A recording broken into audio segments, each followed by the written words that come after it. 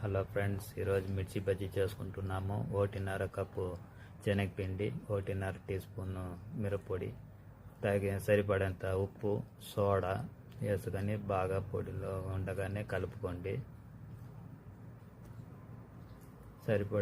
చిక్కదనం సరిపడేంత నీళ్లు పోసుకొని కలుపుకోవాలి.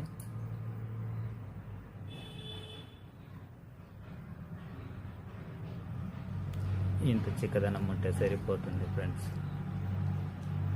మిర్చీలని సగంగా కోసుకొని దానిలో ఉన్న గింజలు తీసేయచ్చు.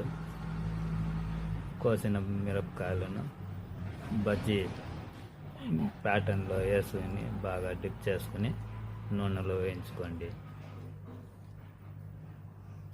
అంతే, బజ్జీలు తయారు. కారం చట్నీ ఇంత ముందు రెసిపీలో తయారు చేస్తున్నాము. Please subscribe.